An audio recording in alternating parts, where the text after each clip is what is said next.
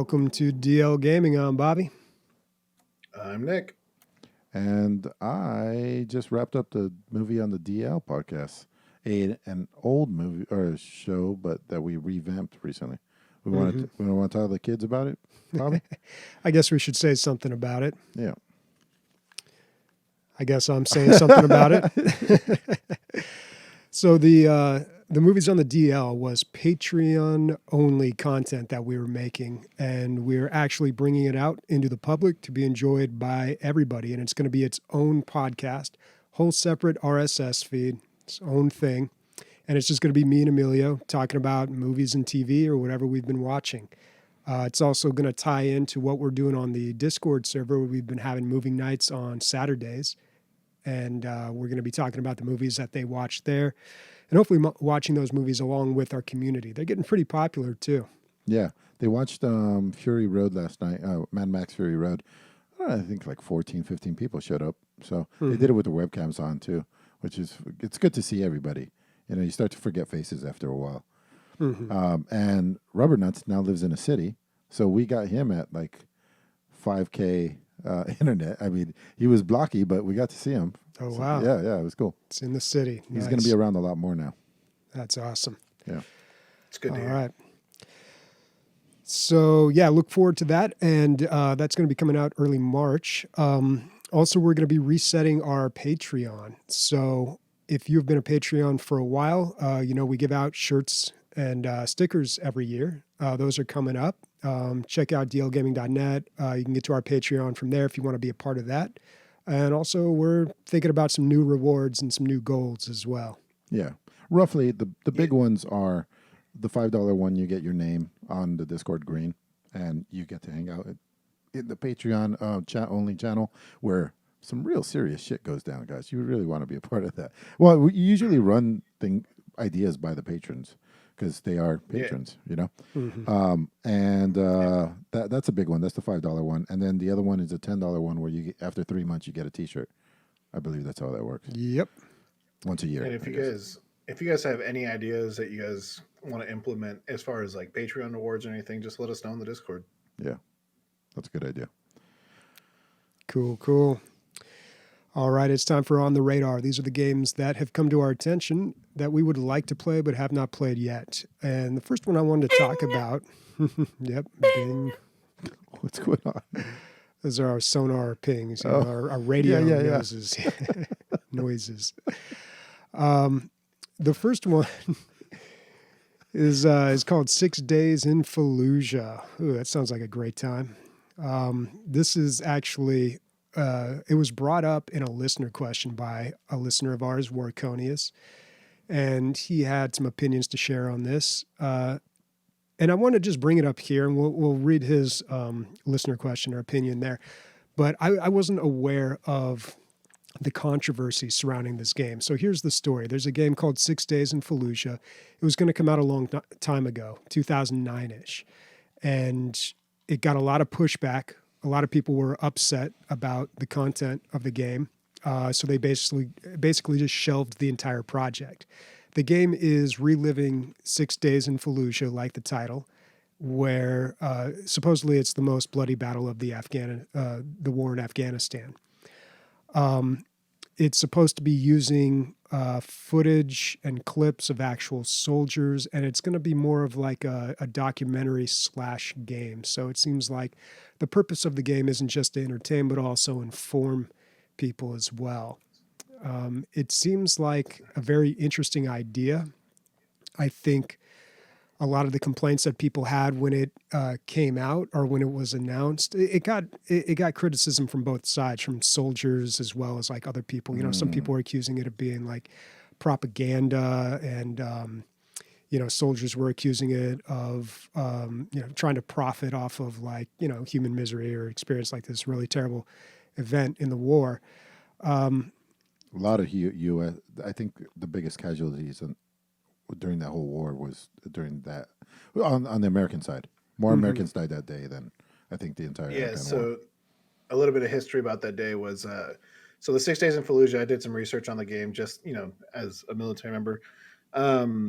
Day one of the siege on Fallujah, or day one of the fighting was like not much happened, or not much actually occurred. But what is known as the second day of fighting, it was 15,000 American troops or coalition troops versus 4,500 uh, trenched insurgents. And the thing is, like in conventional warfare, like you think in World War II, you think about people fighting in trenches or fighting in a forest and things like that.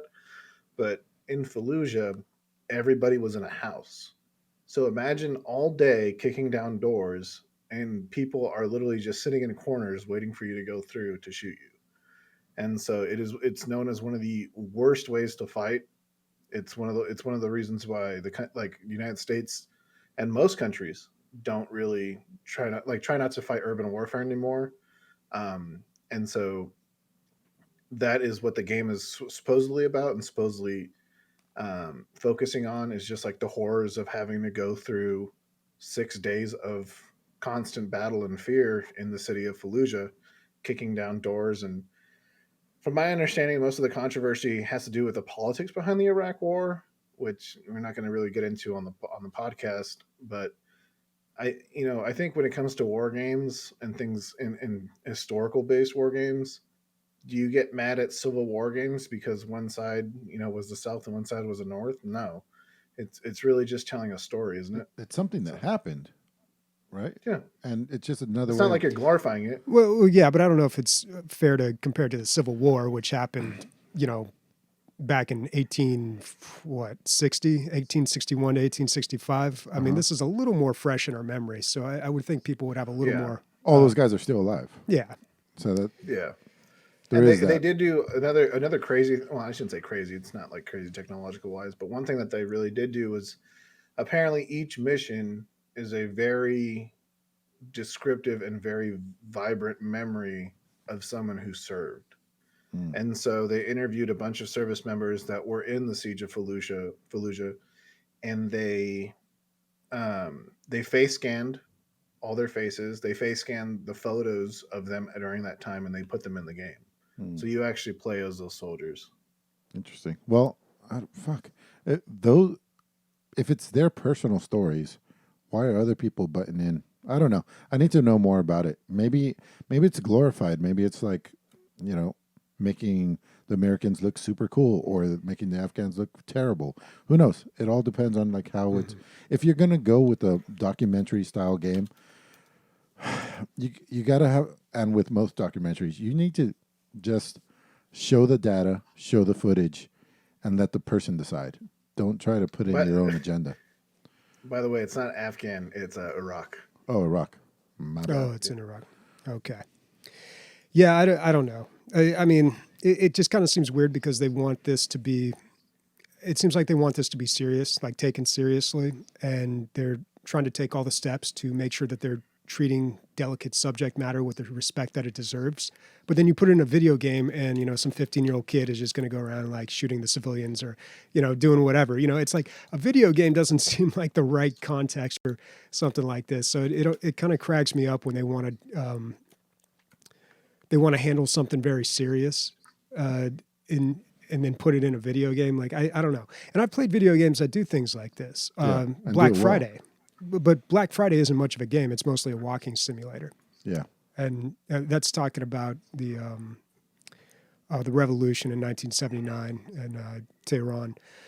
But let's read Warconius's input here because he's the one that brought it up, so he deserves some credit. Okay, so he says, first, it's BS that people are trying to cancel before it's even finished.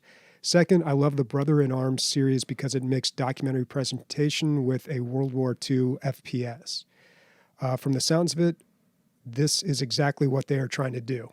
Why not give them a chance? Lastly, let people make games, TV, movies, books that honor the men and women that fought for their country, our cause. If any wrongdoing was done by some, speak directly about it. I can't disagree with any of that. Yeah, I mean, you really Yeah. got to hold judgment until the product is finished. Yeah. My, Oh. my opinion on this is like looking at, like, for example, Generation Kill. Have any of you guys ever seen that show or miniseries? No. So have you guys ever heard of Band of Brothers? Yeah. Mm-hmm. Oh yeah. Like, okay, so Generation Kill was kind of like the first of that style of series, and Generation Kill follows the invasion of Iraq in 2003, and it's a very coin flip kind of show where it shows like the personalities of all the people in the war, like all the Marines that fought there, but it also shows that like a lot of shit was just forced to happen. Like you can't say, and as bad as it sounds, you can't say no. Like if you do, you're going to jail. You're going to jail for a long ass time if you don't want to obey an order to go, attack an area. That's really the neutral standpoint of the argument is. And Generation Kill probably paints that picture best. There are a couple of scenes and things like that are kind of playing to the audience, but in my eyes, after watching the whole miniseries, it's a pretty accurate representation of that kind of atmosphere. It'd be interesting to see what the finished product is like.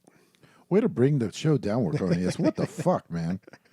I guess we didn't have to lead with it. I just think like that this has to be done right, and if it is done right, it'll be great. Yeah, like it'll be something to remember. It'll be, and if anyone's going to do it right, it's the video game industry, right? Yeah, that's the if anyone knows how to handle sensitive material, sensitive subject matter, it's video game developers.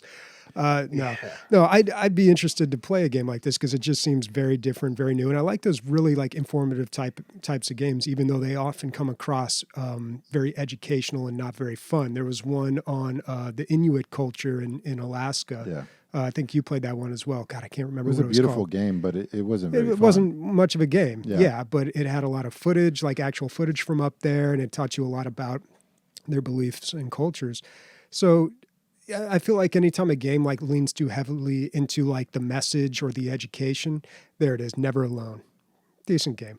Anytime it leans too heavily in that direction, you're sacrificing the gameplay. Black Friday was great. Like it really helped me to understand that situation on Black Friday, that revolution, because I was like, God, who's the good guy in this? And then, really when you start to understand it, there is no good guy, which is often the case in wars and revolutions. Sniper, what else has High Wire Games made? Because this seems like a lofty goal. Just from the screenshots, the level of graphics they're going for, it's almost going to have to be a walking simulator. I mean, I could see how, like in 2009, the war was still going on in 2009. So I could see how people were just like, nah, I don't know about this. Right. But I don't know. Again, like Warconius said, you really got to wait until you see the end product. This is their only game. Good luck, fellas. I hope you pull it off. Yeah. So I one last comment I have about this, and it relates to video games, is like a quote from Nico Bellic, which is also a quote from like a Russian philosopher, and like it has to do with like really just blaming soldiers for like political things and stuff, and really they're just doing kind of like their job, in a sense. Is war is when the young and stupid are tricked by the old and bitter into killing each other. Yeah, and it really hits home. But you can't like go, oh, these guys are profiting off of it, or oh, these guys are politicizing it. No, they're just trying to tell their stories, I think, and doing their job. Yeah, and doing their job. Nick, what the hell is Hellish Quart? Quart? Hellish Quart. Yeah, so this is a game right now. It looks a little janky. It's a sword fighting game that apparently takes place in like the late 17th century or 18th, late 17th century. And it's a dueling simulator, and you have like stances and things like that. And it's all about just dueling. And so far they have 4 different types of fighters. Like I said, it looks a little janky. You have, a short sword wielding swordsman. You have a rapier wielding swordsman. You have a couple different. You have 4 to be exact. They're going to be introducing more. Some of the animations are there and they're working great, and then some of the animations are just a little janky. I mean, if the gameplay is there, then who cares? Yeah, looks like there's decapitations and some pretty bloody stuff in this. Yeah, I just saw a guy's face get cleft in twain, dude. Yeah, so there's another one where like you block backhanded like this, and then he twists his sword, he puts it in his forehead. But it's apparently it's supposed to be the most accurate sword based fighting game. Um, What's it's on interesting my is radar. the Good. perspective. It's a lot like It looks like Mortal Kombat, like it's no. Exactly. or like Virtua Fighter almost. There's a little. For Honor? Is that what you're looking for? No, I'm gonna get it right now. It's it's the fighting game that where they use swords. It's been around the Soul Calibur. It's almost like Yeah, exactly it like Soul does. Calibur because the camera's rotating around them. Yeah, it's rotating just a little bit, not Just too a little much. bit, yeah. And yeah, Soul Calibur, that's like the same as Virtua Fighter. Like the camera kind of moves a little bit. It's not like a completely profile shot like Street Fighter or Mortal Kombat. But yeah, I don't know. This could be interesting, man. I really liked War of the Roses and Chivalry, but then I could not get into For Honor like at all. So Did I you ever don't. play Mordhau? Oh yeah, played Mordhau. Enjoyed that one, but I had I put so many hours into Chivalry and War of the Roses. By the time Mordhau came out, I was I was kind Been of there, over done it. that. Yeah, exactly. So I don't know where I really stand on these. Like on one hand, I really enjoy these. I think For Honor was meant for controller, though. I Yeah. really think It that is. it was set Yeah. up for controller, and that's where I had a problem with it. But yeah, I don't know. I do enjoy these types of games. There's no, there is a release date, February 16th, but no price yet. Although they do When have a is that? demo. Is that like 3 days? 2 days? Yeah, 2 days. 2 days when this episode comes And out. so another thing that's on my radar is Chivalry 2, which is apparently supposed to be releasing this year. So shout out for that to Bobby. I didn't even realize that you like those style of games. Yeah, I mean, War of the physics-based. Roses was, or maybe it was just War of Roses. No, it was War of the Roses. That was my first one, my introduction to that. And then I found out, oh, everybody's playing Chivalry. Chivalry. So I kind of switched over that. And that has a different engine. And I didn't quite like the feel of it as much. Plus, I had like upgraded and learned all the little things about War of the Roses. But yeah, I went through a phase where I was really into that. Did you ever play Kingdom Come Deliverance? No, I have it, but I have not played it. Yeah, so it's like Chivalry, but even more meta. I thought that was more of an RPG. It tells a story. It's an RPG, but Yeah, the combat is like Okay. Yeah, the RPG, it tells a story, and there's a lot of like crucial things and decisions you can make, but the actual combat gets extremely detailed. Like, oh, you're wearing this kind of armor, and you only can carry this much weight, so your right-handed movement is limited 20%. Like, it gets really detailed as far as like how much armor you wear, what kind of weapons you're using. super realistic. It's definitely a good time if you enjoy a Chivalry or a Mordhau or a War of Roses. I think in War of the Roses, what really broke that game, at least at one point, they must have patched it, but everybody figured out the most effective strategy was just to go bare ass naked with a big axe because you didn't have all the detriments of like the heavy armor. Yeah. And the axe did the most damage on one swing. So you could eventually just get in there and just get like one swing or two and then kill somebody with that. And you were a little more nimble than the other players. Conan figured that shit out a long time ago, man. Yeah, he was ahead of the game. This entire episode, I've been hearing voices in the back. I think that's Nick and his open headphones. Sorry, let me move it. Let me move it away. I'm sorry, I didn't realize. First, we got your robot voice. Now we got extra. God damn, dude. Bobby, hit me with this Becastled. Becastled. What an odd name for a game, but I like it. Becastled it was posted in our Discord, and I think Captain Gummy described it as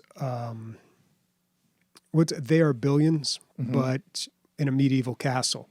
Completely different art design. It's like a 3D animation, camera moves all around. And it's, what would you call that art design? That's very like, I've seen this in a ton of games. It's very simple, but it's 3D and it's kind of cartoonish and colory. I'm trying to think of some games that have a similar one. It's very minimalistic. Yeah, it's pretty I'm thinking of like Goddess, but that's not a good reference. Nobody knows that game. Tab G. Yeah, it's a little like Totally Accurate Battle Simulator. For the King looks just like that. Anyway, there's a lot of games that look like this. Yeah. So basically, you're building a big giant castle and you're defending it from waves and waves of invaders. And I don't know, man. I've always just liked, ever since I was a little kid, I've loved the medieval setting. So I'm sold on that. Catapults, soldiers, horses, like all that stuff. I'm digging it. This looks fun. Yeah. And then I do like those games. I feel like those wave survival games where you build up a fortress and try to defend it against the waves, that's kind of like a simplified version of an RTS almost. Like Conan Unconquered did this. Although when I bought Conan Unconquered, I thought it was a regular RTS, but it turns out it's just, no, you defend your base as long as you can. And there's nothing wrong with that. It's a different style of game. So I don't know. I might check this out. It came out February 8th. It's already out. Not a lot of people playing it, but the reviews are pretty positive. And the game is $13.49, but I think that's on sale right now for the Steam sale. Bobby, you bought that Conan game because your love of Conan, right? No, I bought it because it was an RTS by the guys who were from Westwood, who had made Command and Conquer. Oh, yeah. Okay. I mean, the Conan theme was fine. Sure, I can get on board with okay. that. See, okay, never mind. But I was going to ask if you ever read the books, the old books. No, never have. Okay. Nick, what else you got? I got Devour. As someone who is super into co-op horror games, this is a game where it's like, I don't know what the genre is, where it's like, it is co-op horror, but there's like Jesus a subgenre Christ. in like, there's always something chasing you, as weird as that sounds. And that's kind of like a genre in itself. Like it's like Amnesia and some other Yeah, things. the run and hide. Yeah, and so I think that's what we it's call it. Jumped off my chair, dude. That was fucking freaky. Yeah, that was This great. trailer fucking freaked me out. And yeah, so obviously we're playing this. You know, I can play with Sniper, and Bobby and Emilio can play. No, you can't. No, with each I won't other. be there. I got homework. You play as friars, and you're exorcism friars. Friars and you always need get to slaughtered, dude. exorcise- In every movie, everything. Friars, the only Friar Tuck, is that the one? There's one that's Friar been fighting Tuck back. from Robin Hood. All other friars get slaughtered. That's what they do. Do That's their job. friars do exorcisms? I don't know. In this But game it's they actually- do, Bobby. It's 4 players. There we go. We can play together. We can all fucking 4 play together. I just read that right now. I thought it was co-op because I watched a bunch of videos of co-op. Yeah, So, 1 to 4 players. I love these kind of games. I love the co-op horror games. You know, one person dies and they cut their mic in Discord. But yeah, we should play it. It's on sale for Somerset. I mean, for Lunar New Year. $4.99, check it out. not bad. Yeah, fucking Yeah, $5 for I'm what, going to be 3 honest, hours of man. The fun? graphics and the animation look pretty janky, but if the gameplay's there, then it's still enjoyable. Yeah, Only 800 people playing this game right now. What's the 83%? That's pretty good for the. I mean, the graphics are hard, so pill to swallow. But if they're getting 83 with these graphics, it's got to be decent. Mm-hmm. From my understanding, it's kind of like that game Biped that you were talking about earlier, where it's like you can beat it within like 2 or 3 hours. Oh, And gotcha. by the Emilio Marquez ratio of is it fucking worth it or buying or not, if it can entertain you for 2 hours for the price of a movie ticket, then it's worth it. No. I think No. $5.49. You completely fucked up my scale. It's $1 per hour of entertainment, dude. And this is it? this is coming in way underneath that. $4.30 for 3 hours, way off. Come on, man, you can spare. Cannot recommend. $4.30. I don't know if movie theaters are the metric or movie tickets are the metric we want to go by now that we can't even go to the movies. I always like to think of things in prices of airport beers because then it never seems so bad. Yeah. What are they? $13 for a Stella. I They're don't like $9, $9. I don't know. I never got beer at the airport. I always got shots of stuff, and it was Yeah. like, "Oh, you want a double? All right, $20. Really, dude? Gosh. Really? Wow." There has been some drinks that I've ordered, and I'm like, what do you mean? What do you mean?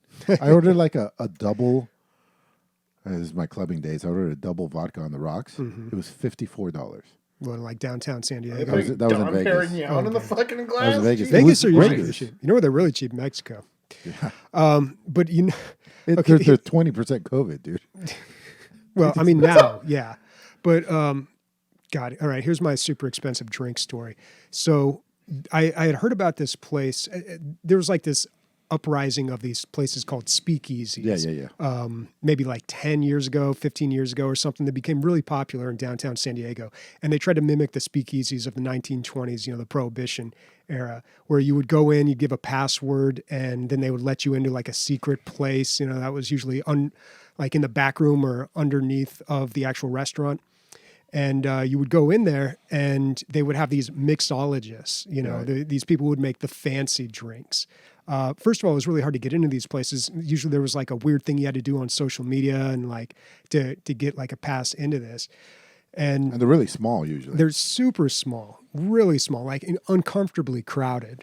So you get in there, and then like some mixologist, you know, some hipster with like a bow tie and a mustache, it makes you like a drink, and they do it. This is not Cocktail with Tom Cruise. Like No. they're not flipping bottles, but there's a lot of hand gesturing and stuff. Like it's a production, dude. You're paying for the show, and and not they just make that, but like the they're not using ambiance. like orange zest out of a bottle or anything. They're muddling Mhm. actual yeah. orange slices. Yeah, yeah. And They're taking a big giant ice cube, and they're like, There's like, labor like going picking, into it, Yeah, they're doing everything like the hard way, and then they make you this big fancy drink, and then you knock it back in one slurp, and you're like, oh, that was good. All right, how much? $33. Okay, plus tip. All right. Yeah. So was it $33? You drink? So here's the thing. Like I had heard about this place, and I'd never made it into one during my drinking career. And then after I had stopped drinking, I was with some friends, and we were at a place that had one of these. Oh, it was called the Grand Experiment or something like that. I don't know. Noble experiment. The Noble Experiment. Okay, you know the place. I do. Like you go, yeah. And I'm still in my drinking career.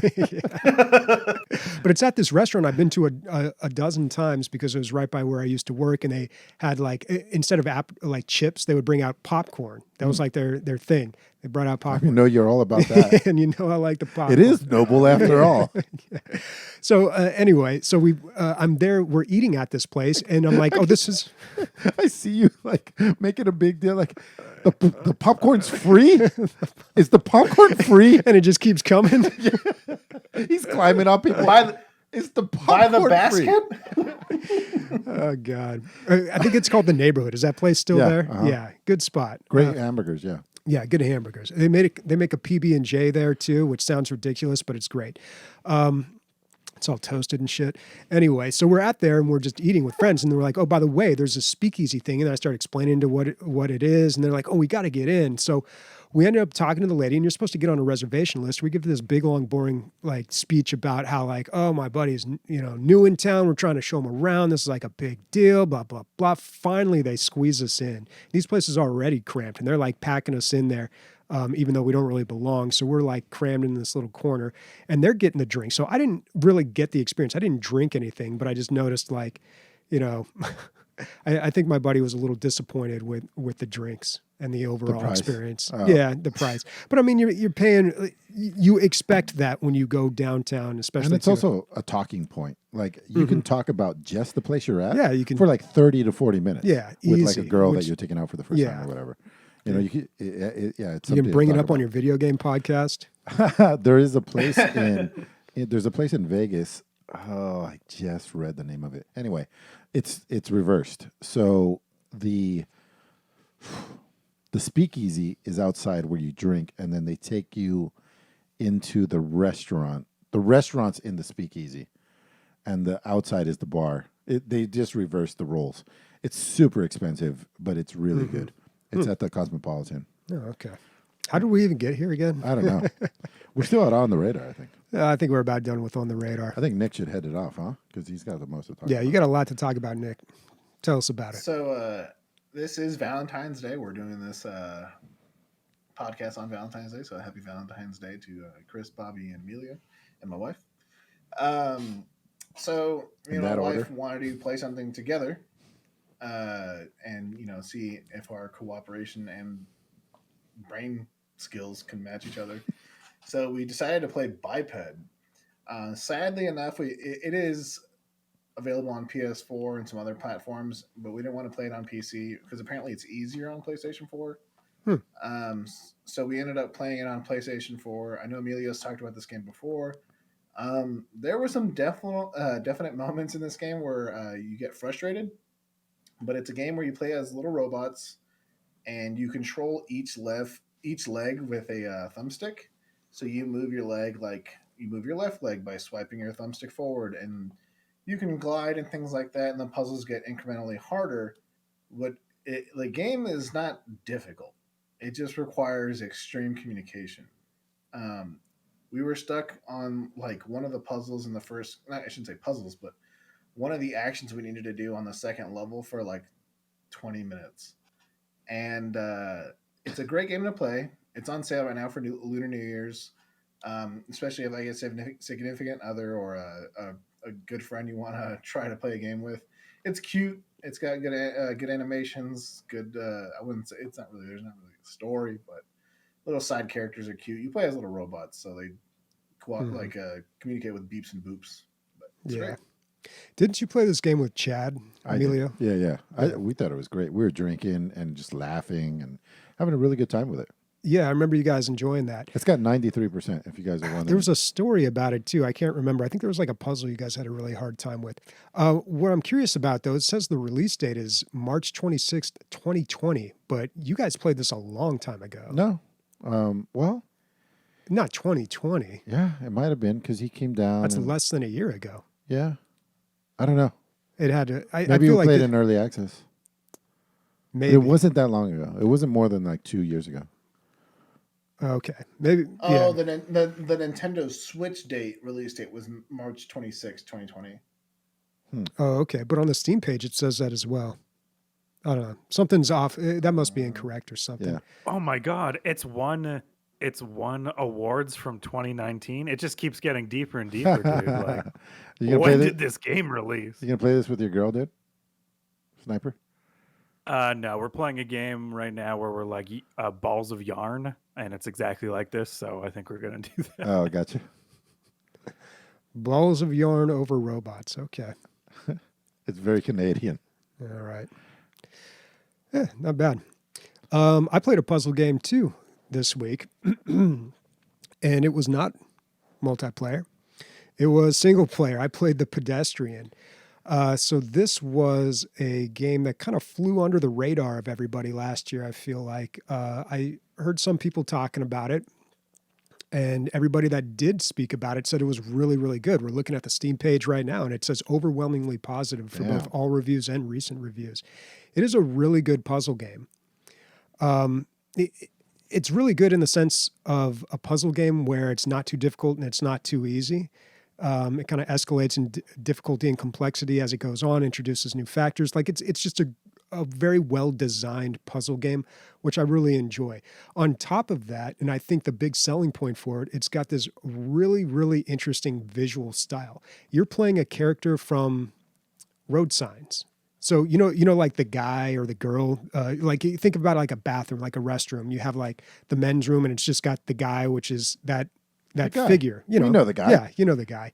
And then the woman is the same thing, but it's got the little points out for the dress. Right. So you get to choose which character you want to play as, and then you play as that character, and you're jumping through signs around town. You start out in the sewer, you work your way up to the street, you go into offices, and you jump onto like a road sign, and each sign is its own little puzzle, and then there's parts where you have to rearrange the signs and link link tubes up to them. What's really cool about this is you're solving the puzzles on the road sign, right? And then in the background is this really vibrant background of like a city or an office or something. There's a lot going on back there and it looks really interesting and cool. And yet you are just doing stuff in the foreground. Like you can't even go back there. Do the things in the background ever have anything to do with what's going on? Yeah. So what you're doing when you're jumping through these signs here, you'll like connect you'll find a piece of a battery. By solving a puzzle, you'll hook that up, then you'll find a cable and you'll hook that up to something else. So then it opens a door. So in the real world, outside of your road sign world, a door actually opens up and then it allows you to travel through the sign to the next area. It's really quite clever. Like that whole layer on top, or actually maybe underneath or behind it, is what really sets this game apart as far as puzzle games go. I mean, and then it's just a solid puzzle game at the core. So I would definitely recommend this. It's on sale right now for $13.99 for the Steam summer sale, but that's going to be over like in a day, I think, not when this podcast airs. It was on sale before the summer sale. Lunar New Year. The Lunar New Year sale. Yeah, sorry. But it was on sale on GOG, and it might still be after Steam has gotten or stopped the sale. Did you get your $1 per hour? Probably not. You didn't get 15 hours out of this. No, not yet. Oh, you're not done. No. I assume it's a short game because I don't know the way it looks, so it's not short. I don't know. Maybe we could look it up on how long to beat. It seems like it goes on a while, and it's a puzzle game, so your mileage may vary. You know, Right. a puzzle game can take you it could take you a long time to solve one puzzle, a very short amount of time to solve another. So when Depending you look how it dumb up, you are. well, what I like about this is the puzzles are Paced well. they're solvable. Okay, so I'm seeing here single player 45 people poll, and they're saying about 5 hours. Okay, yeah. So I'm more than halfway for a puzzle through. game. Yeah, because you can't take too much of a puzzle game. Yeah. It gets old after a while. I'm But seeing 4 hours everywhere. Where are you saying 5? 4 hours 47 minutes. Oh, gotcha. I rounded up. But what I like about it is it's solvable. You just have to think through it. There are a lot of puzzle games out there, and a lot of old ones are guilty of this, where you either get it or you don't. You know, and if you don't get it, you're never gonna get it. So you run into a lot of walls. A lot of the LucasArts games were like that, where they had these really abstract combinations of items that you use to make something. But this is like it all seems doable. What I figured out works really well with this. Here's the tip: if you're going to play this game, work backwards. So you're usually trying to get your character to a certain area, like collect an item and then move to the exit. If you start at the exit and start moving things around and connecting tubes, working backwards, I find that to be a lot more effective. All right, and that's all I got. What do you got? Yeah, it's a solid game. Go ahead, Nick. I think Leslie would love this. She loves puzzle games. The hard thing is like, now we have a baby. It's like, oh, we gotta wait until she falls asleep to really time invest. But I think she'll love this. I think I'm just gonna sneak on her Steam account and buy it for her. Like, oh look. Roger. Yeah, you sound like Darth Vader again, dude. Great pick, dude. No. That was a great drop. I guess I'll go while you try to fix that. Sure. Sorry, the only game I played again was The Last of Us 2 this week. I didn't play that much. I have a lot of free time for video games this week. I did want to talk about the protagonist, Ellie, and I think why people enjoy the storytelling in this game so much. If you play the first game, Ellie's like, I don't know, 12 or 10. And you could tell she's a pretty girl, and you could tell that she's probably going to be a beautiful woman. And then you see her now as a woman, and not so pretty anymore. And she wears her life on her face, dude. You can see that this person has been through some shit, and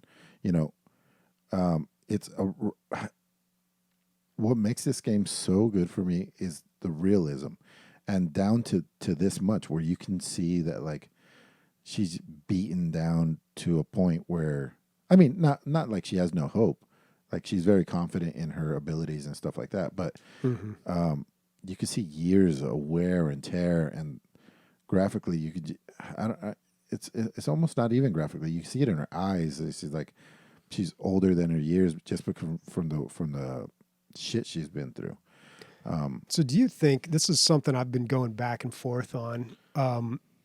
Because I used to be in the camp that said you don't need high fidelity graphics to have a lot of emotion in a video game, or to really help with the story or the connection to the story. But I don't know. Lately, I kind of feel like, yeah, you do have to have pretty good graphics. Like, I don't know. I just find it harder to get into games that are trying to pitch something very, very emotional, and it's cartoonish graphics or highly stylized or something like that. I don't know. I think the photorealism might be the way to go.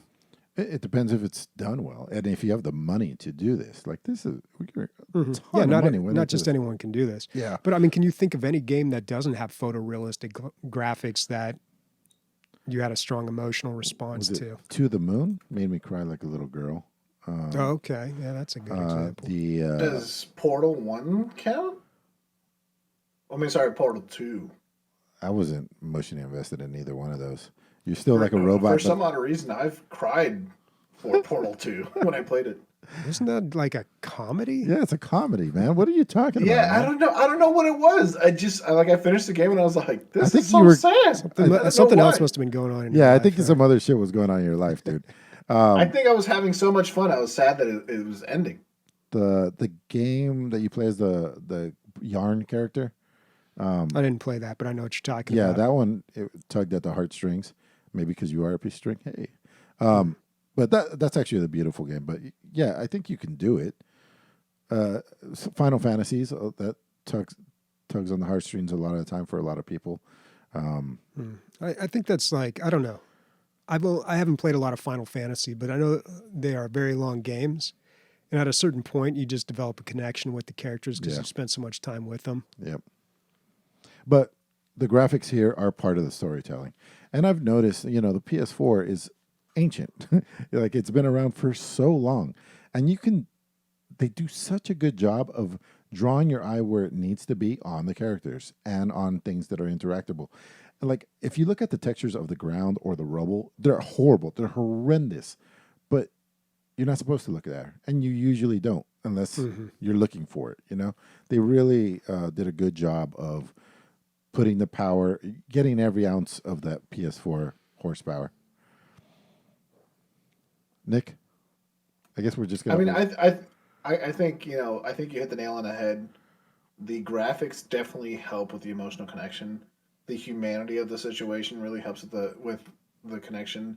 I think what you were describing earlier, as far as like Ellie's face and like demeanor, I think what her character goes off of is that she has given up on like the human aspect of humanity, in the sense like she's like, what should have happened hasn't.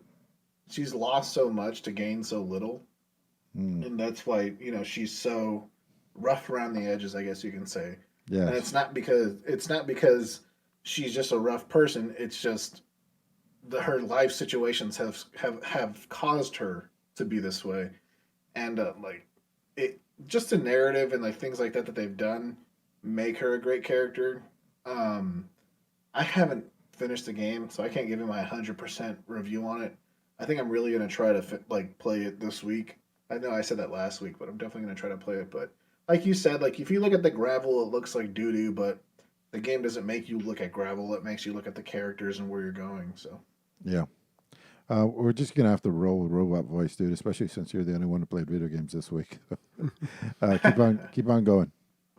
I think it's my upload because I was talking earlier. I didn't have any problems at all, but for some odd reason, my internet is super slow right now. I just did a speed check.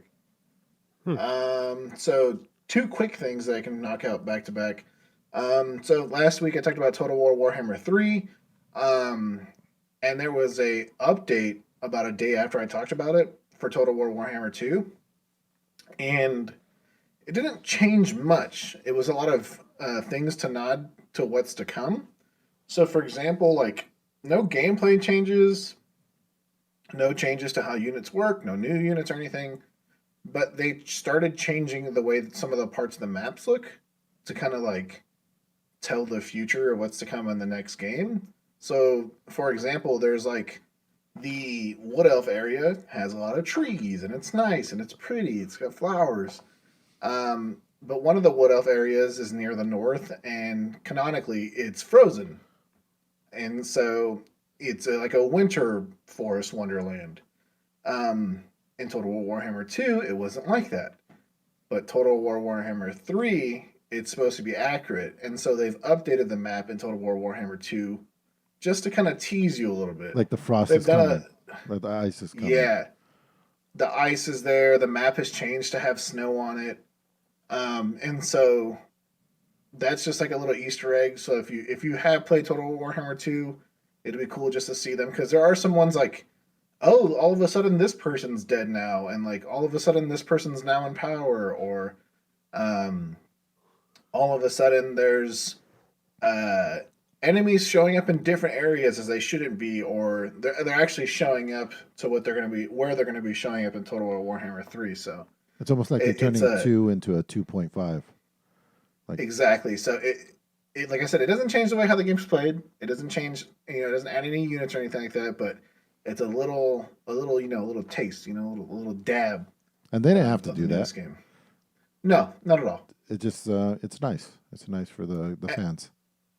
And apparently, according to Reddit, they're gonna continue doing this. They're gonna continue just adding like tiny little things to the game to keep teasing people that are playing it. The they say mid to late 2021 for the newest game release, and people are thinking July for some odd reason. Creative Assembly likes releasing games in July and August, so I think they're just every month they're just going to put a little bit more salt on the wound and just keep people interested, you know. Yeah, cool. And then kind of in the same vein, I guess you can say, as far as like you know, nods to people playing the game and looking at the details. There are new Rust drops. So Rust has been in the limelight for the past 4 weeks, 5 weeks, and it's still going surprisingly strong. There's a lot of people now RPing in Rust. For example, I run an izakaya now on my server, and so I have like Japanese decorations in my restaurant, and I serve up sushi and I serve up barbecue and stuff like that. Hmm. And so you get rewards in game for watching Twitch streamers. So if you go up, you can see that you know you receive guns. You don't receive the actual gun; you receive a skin for the gun.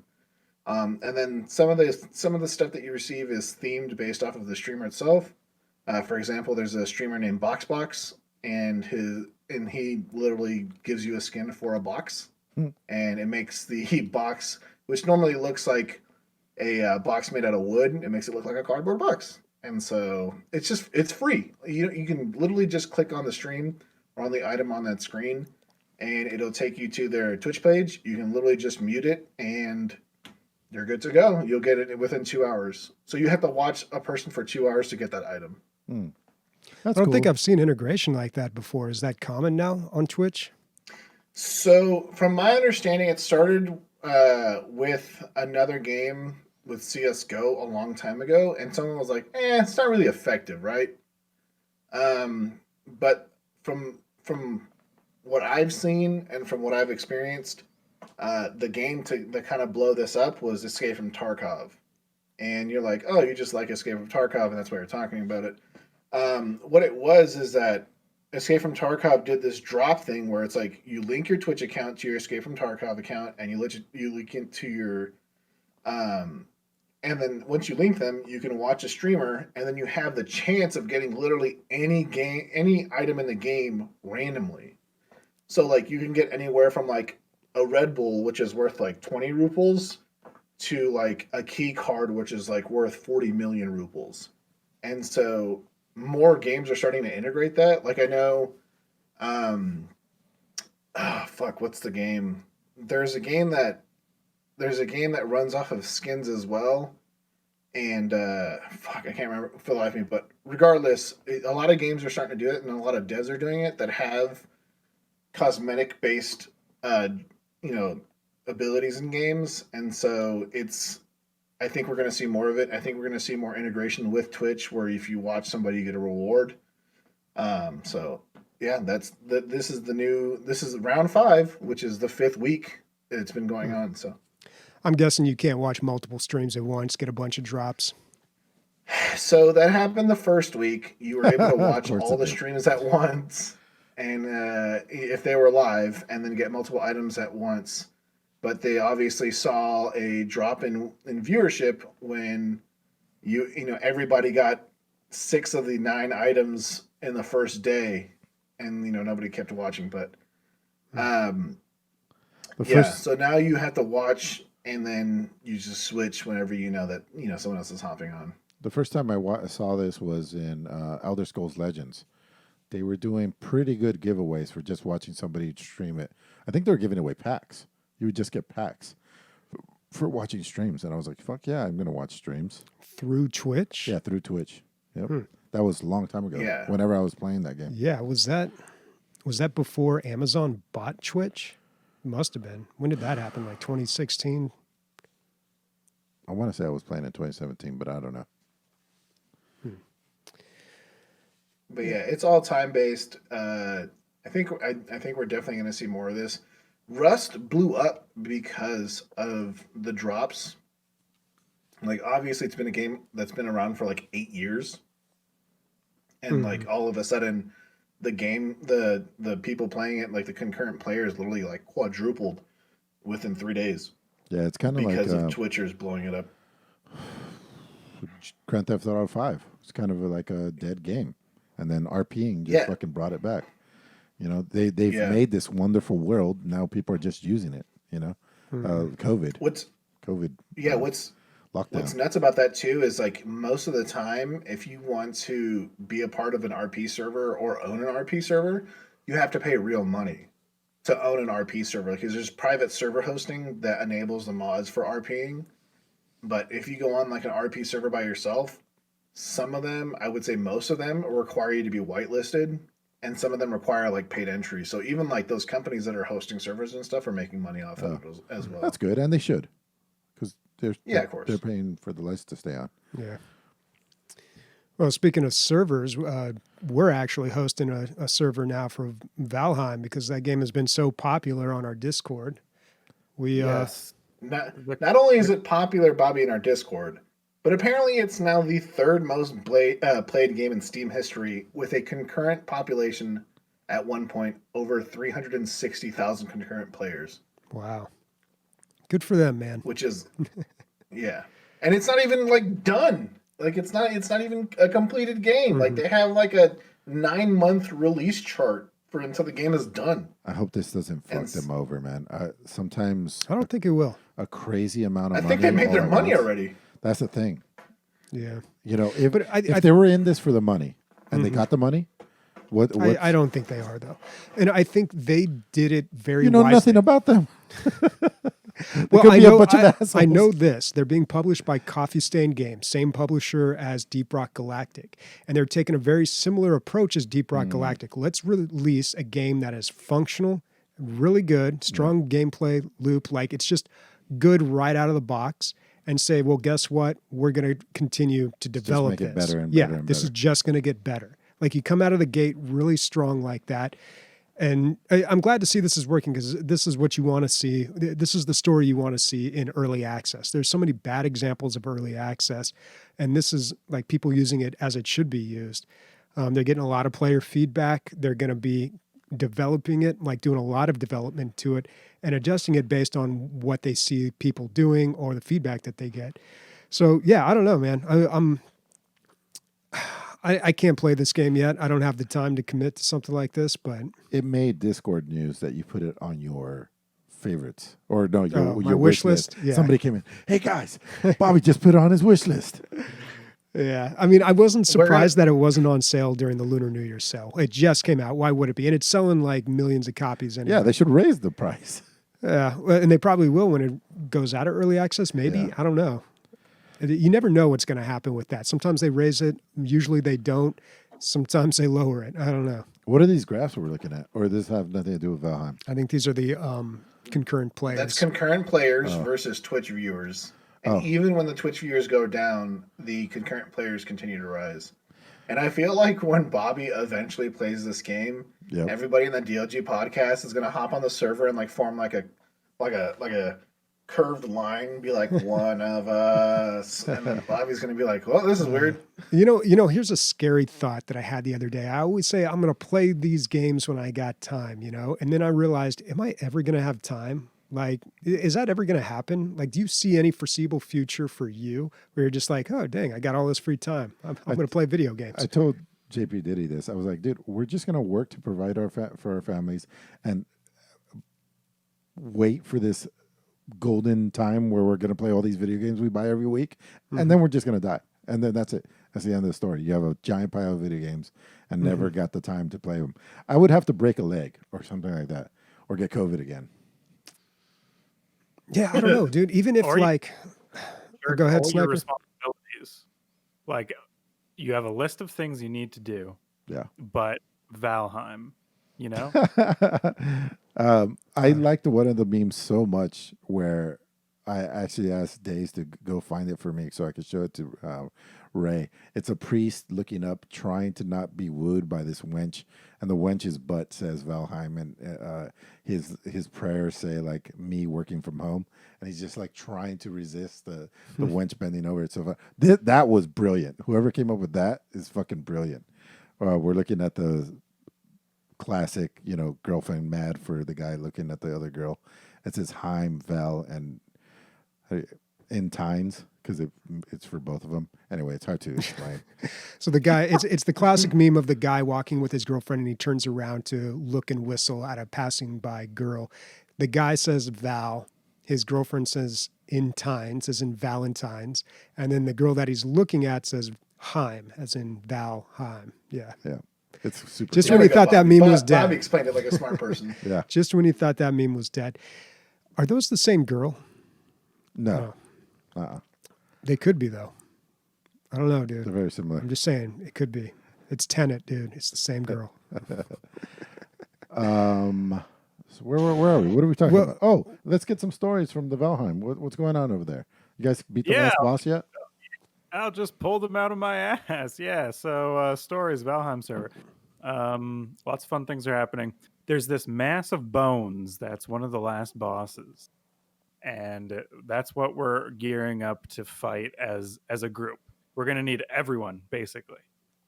Except for Cricket did spend 2 hours soloing him last night when he was drunk. But that's just Cricket. Like, everyone else is like, we can't do it alone. We can't do it with 3 people. We can't do it with 6 people. We've all died. We need everyone to beat this mass of bones. Other than that, you guys watch Stargate Sg1 Atlantis? Anything? No. Saw the movie. Oh, good Canadian content. Filmed in beautiful, sunny Vancouver. Yeah, so the movie. We made a big gate room because you have these portals you can make, and we made this big construction project on the server, big gate room. It's like Legos. We're just playing Legos at this point. After we defeat the bone mass, I don't know if there's anything past him. Yet. Do they have a roadmap out for this? Did you say that, Nick? There's a roadmap for Valheim? Yeah, they announced a roadmap, and it's on the Reddit where it's like they're each feature they're trying to integrate over time, and I think it's a 9-month roadmap, and every month they want to integrate a new feature. Or there it is, yeah. And it goes longer as well. So. Oh, but you don't know what they are. Ships and sea. I mean, you can guess. Hearth and Home. People think it's like shit for your Cult home. of the Wolf. Cult of the Wolf is when Bobby comes in. Multiplayer interactions, combat improvement, moon phases. So yeah, they're kind of cryptic. You can't really tell what it is. But I'd assume there's going to be more bosses as well as just reconfiguring some of the already existing content. Yeah. But I'm very cynical and skeptical about roadmaps. But if the game is already good and they have a roadmap, then yeah, sure, dude, I'll buy into it. But if your game's shit like Anthem and then you throw out a roadmap, not good enough. And they were supposed to. I didn't play Anthem. That's unfair to say. I love Bobby. He's like, if your game is shit, like Anthem. That game gets enough grief. I shouldn't contribute to it. I liked it. A lot of people did, man. A lot of people did. It had its fans.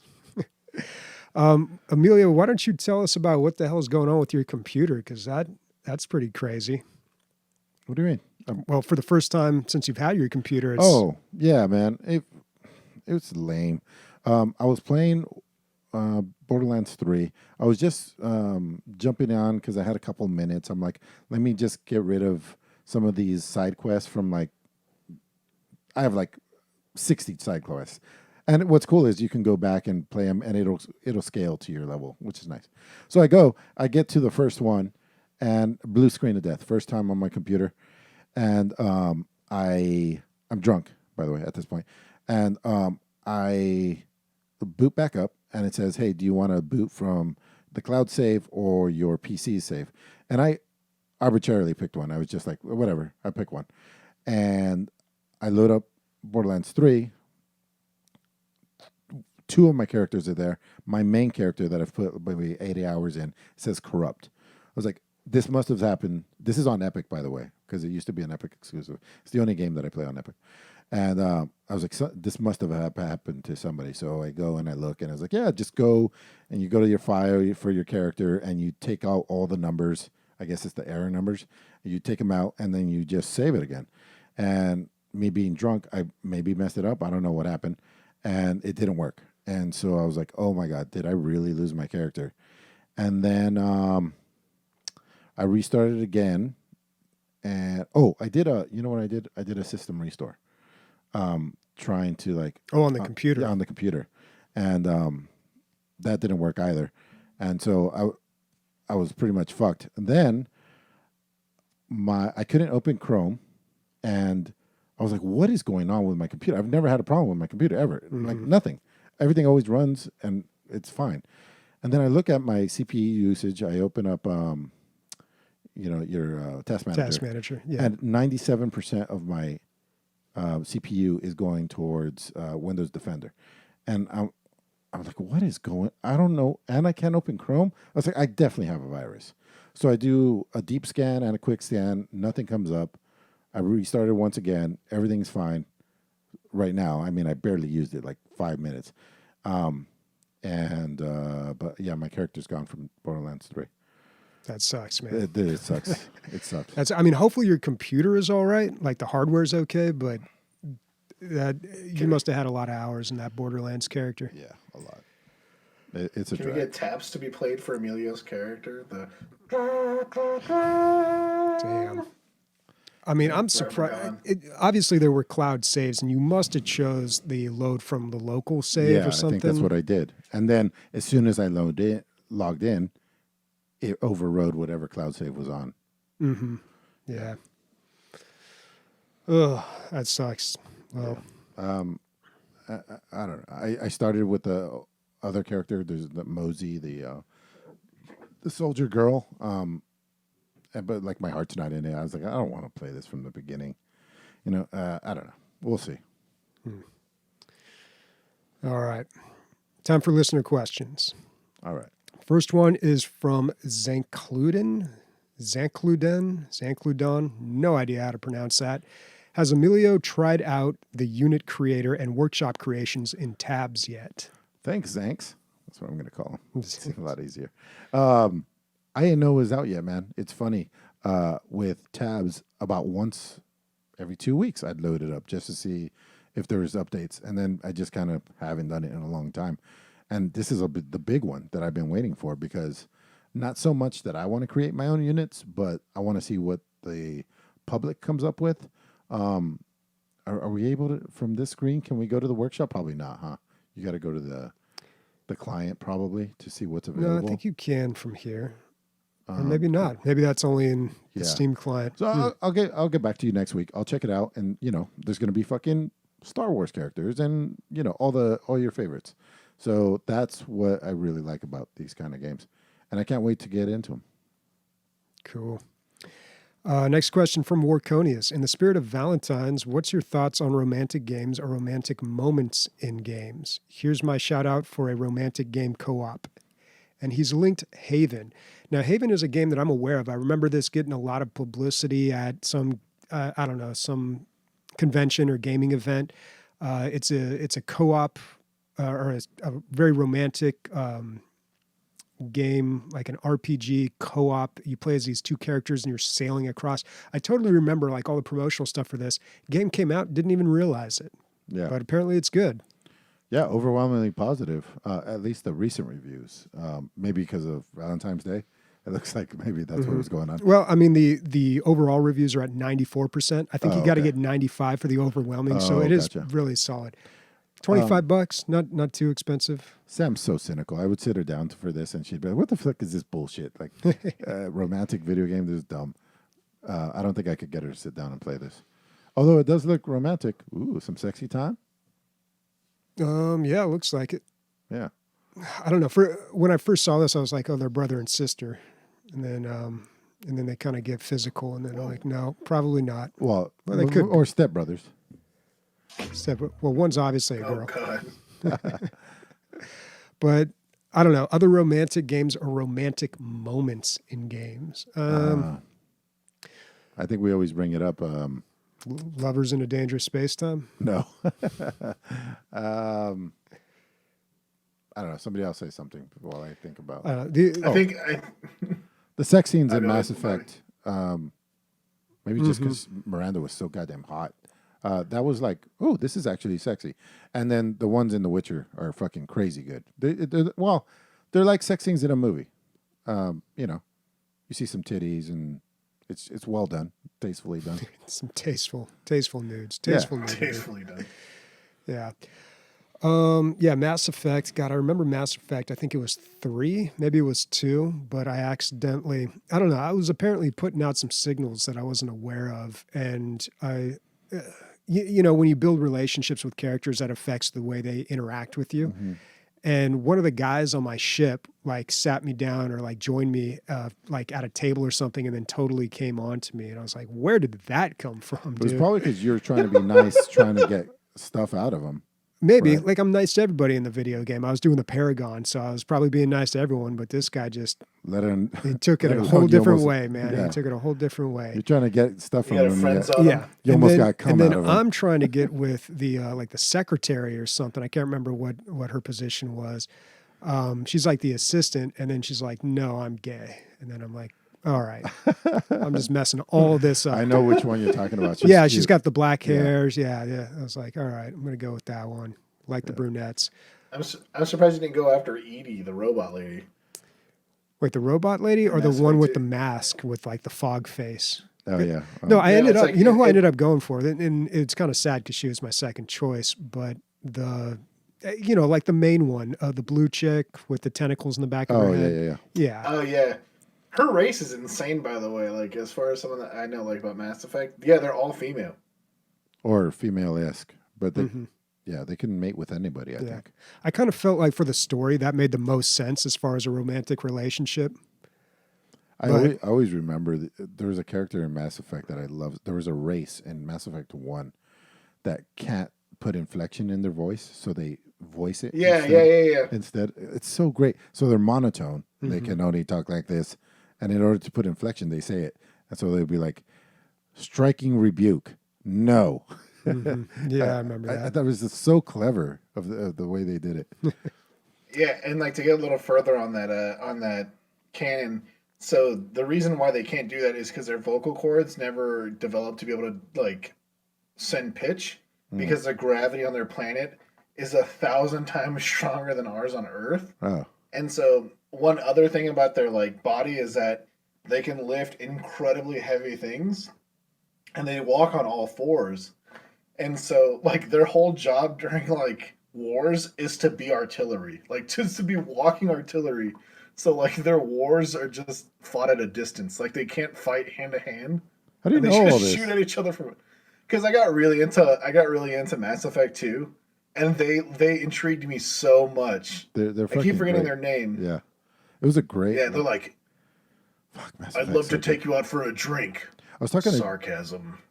John JP Diddy, and he's never played Mass Effect. I'm like, dude, Hmm. Legendary Edition is gonna be perfect for you. Yeah, that'd be great for people who've never played it. I didn't play it until a summer of 2015 or 16, and then I played all 3 of them straight through. But yeah, it was pretty crazy, like to get that far in my life without playing any Mass Effect games, and to experience them back to back is really cool. All right, next question is from JP Diddy. This is for Emilio. He says, "How does it feel to start cheating on the PC master race with a console? Do you feel guilty all the time or just when you think about your whore fingers touching a console day after day and not pleasuring your mouse and keyboard?" Jesus, dude. As punishment for your infidelity, open the sent package on air. And we've got said package sitting right here. Let's get into this. This is really well taped. So let's get into the last one. Well, I open this up. Okay. Well, the last question is from Nick, and he says, "You got to fight a basic enemy from any video game. Who are you fighting and why?" This is not Nick. So let from me the give like a podcast. let me give like a pretense. Oh, this of is a different right? Nick. Okay. This is a different Nick, right? Or is this you? No, Nick? it's me. No, it's Oh, me. Oh, So like, so a quick like just like a quick pretense, right? So when I'm talking about basic enemy, like for example, a head crab in like Half-Life, or like the little wrinkly dudes from Dark Souls, like, or a Goomba from Mario. Like you gotta face one kind of enemy, like you play in the first or second level, and you got to fight them, like physically fight them In real life. in real life. Yeah. Oh, EverQuest. The very first things that you fight on the front porches of Kinos, the very first city, are like not scary size, but like cat-sized rats. And I feel like I could take a cat-sized rat with like a stick pretty easily. Bro, you get bit by one of those rats, you're fucked. Yeah, you're I'm not gonna let it bite me, Nick. I'm not gonna let it bite They're me. big. It's my number one goal in this endeavor is not to let it bite me. I'll kick it. I think I You're gonna kick it. How are you gonna kill it though? I'm gonna hit it repeatedly with a big stick. Okay. Yeah, I mean, I can take a rat. We'll go to Mexico. We'll find the biggest rat we can get. We'll make you fight it in a pit. We'll see how you feel. There's some good stuff in here. All right. John, you're too good to me, man. Are we ready? No. Okay. Yeah, answer the question. I don't know. I guess a kobold or something. I feel like I could take that guy. A kobold would fuck you up, dude. From what game though? There's so many different kobolds. From World of Warcraft. I think you say kobold, Bro. everybody knows who you're talking about. Yeah, I think you're insane. They're so tall and they have a pickaxe. How tall are they, dude? They're like 3 feet tall. I don't know. Punt Google it. that How thing. tall is a kobold? By default, animals are stronger than human, like way stronger, right? And they're like more Yeah. animal than we are. I think. No, type in how tall 2.5 feet. kobold World of Warcraft. 2.5 feet. Do you have your gun on you? If you had your gun, yeah. Well, I could No, take you got that your mono a fists. mono, dude. You just have your Yeah. fists. Yeah, dude, no problem. Kobold, easy. I mean, I could pick a weaker enemy, but I'm trying to have a little bit of a challenge here. Yeah, we're saying you pick too challenging, dude. No, a kobold. I think a kobold will fuck you up, man. Yeah, I agree. I wouldn't want to take on one of those things. They're wiry. Look at them. At the very worst, they bite you with those big teeth. I'm going with Dark Souls. The first enemies you face, they're like wrinkly bodies, and you can literally just punch them twice, and they just die. There you And go. so, I think it'll be fun just to walk around and like just deck somebody, and then they just dissolve into ashes. You're like, that was easy. Yeah, it makes And you then feel 10 minutes awesome. later, you get crushed by a giant demon. Makes you feel awesome. Sniper, you got one for this, or you want us to pass on you? I have no idea. Not like a goblin from Valheim, or what are they called? The little lizard dudes. No, dude, I wouldn't pick anything that could kill me because I'm not a fighter. You know, I'm not going to fight a kobold. That's He's fucking Canadian. like a Goomba. I just like jump on it, right? That's Well, here's the thing. I planned for this moment. If someone picked Goomba, look how tall a Goomba is compared to fucking Mario. All right, and Mario's supposed to be like 5'4", and they're the same height. And not only that, you fucking touch them once, and you get ejected 10 feet in the air and die instantly. So like that's a fucking hard person to fight. Well, John, I'm feeling way more guilty now because he sent me all his PS4 games, dude, because he got his PS5. What is this? Gamer grip? What is this? Improve your grip on the game. I think these are little things that you put on your analog sticks. Yeah. Well, is it a spray or a lotion? Non-slip, sticky, dry hand formula. I don't know Okay. what the fuck this is. It's for so I can fondle my PS4 harder. And then he sent me these little things. These are the things that go on somewhere to soften something. Like a rubber grommet or something? Yeah, it looks like it. Okay, yeah, it's part of a controller. Yeah. So what games do we have here? So Days Gone, never heard of it. Looks like a zombie game. Good game. Yeah. Uncharted 4. This is these are the Naughty Dog Great people, game. right? Yeah. Same people that make Last of Us, correct? I've always heard really good things about this. God of War, that's the next one that I wanted to play after The Last of Us. The newest one? Yeah, the newest one. Yeah. Yeah. Play it. The Last of Us Remastered, the original game remastered. Remastered. Didn't know they had a remastered version. Yeah, I think because the original one came out for PS3, right? Correct. And then they remastered it for PS4, which is Okay. probably what they're going to do with PS. Correct. I mean, Last of Us. It's 2, already being upscaled for PS5. Yeah, it's but they gonna be announced that they remastered for are probably PS5. going to be doing a remastered patent for the game. Spider-Man, which is the other. There was 3 games that I wanted to play. Bless you. Thank you. It was Last of Us 2, Spider-Man, and God of War, and now I have them all in my hand. Thank you so much, dude. This could have got you if you would have turned this into GameStop stock. You'd be a fucking millionaire. Yeah, depends on when you bought it. You go to GameStop, you bring those games. They're like, the best we can do is $4.95 and a lollipop. That's it. Yeah. God, my fucking Dogecoin really fucking took a shit today. Anyway, thanks, dude. That's fucking awesome. As far as my guilt, the guiltiest part of it is talking about it on the podcast so much. But this is what I've had time to play. It's either console talk or no talk, guys. Mm-hmm. So this is what I have to hit you with right now. Well, I think it's good every now and then to reach out and play consoles, though, even if you are a PC gamer, just to see what else is out there. Yeah, for sure. All right, what's everybody playing next week? Workonius, I got a question before I answer this.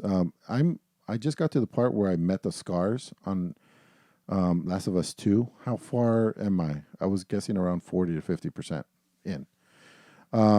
As far as next week, I do want to play more Return to the Savage Planet or Travel to the Savage Planet. And then that other game that I bought that I haven't played, Slash Fest or Gore Fest or something like that, the first person roguelike. So I want to play that. You guys? So the only thing that I'm picking up during this lunar sale, I just call every Steam sale the summer sale. It's the original one. But the only game that I am picking up is Generation Zero, which, it's kind of got some mixed reviews. Played it back in beta, wasn't really that impressed with it, but there are people on the server who play and enjoy that game. And if you got people to play with, how bad can a game be, right? So I'm going to grab that. It's on sale for like $8.50, $8.25, usually $25. So good time to pick that up. Why not? And hopefully I will have a chance to play that this coming week. We were stoked about that game when it was coming down the pike. We were like, oh shit, like this looks awesome. Choose your 80s character or whatever. And it had some cool ideas. It had some cool ideas. It was when crafting survival was really popular, but then it was crafting survival with a point. Like you're working your way through the map and you have like objectives and things to do. So I don't know. I'm going to give it a shot and we'll see how it is. I'm not really like expecting a whole lot out of it. You know, I'm not expecting Valheim here, but I played the beta and the robots are creepy. They did a really good job of making the robots creepy. Oh yeah. The enemies are robots in it, not zombies, which is refreshing. I'd rather fight robots. And yeah, it takes place in the 80s, but I don't know. We'll see. Shit, I might play this game with you. This looks really cool. Yeah, get it while it's on sale, man. That sale ends tomorrow at 10 o'clock. I mean, tomorrow being Monday, 10 o'clock. Nick, what you got? Yeah. What are you playing next week? So apparently I'm only working 2 days this week, so I'll be playing The Last of Us when the baby's asleep or taking a nap. Or, I don't know. Really, I think I'm just going to play The Last of Us, hoping JP Diddy sends me some sort of package. As far as PC games, I'm going with the flow. If something catches my eye, like this game, like Generation Zero, I'll be playing this shit. So, all right. Workonius is asking if I'm playing as Ellie. Who else would I be playing as? I never had a choice. Is there a choice? No, the game changes and you play as another person later. Okay. Oh yeah. At the beginning of the game, I did play as somebody briefly. No, there's more later. I'm not gonna spoil anything, but there's more later. Yeah, I'm playing as Ellie, and I just met the scars. So I was guessing 40 or 50%. Anyway, you can get back to me later. Speaking for Sniper, Nick, Bobby, and myself, PlayStation Tits. Bye.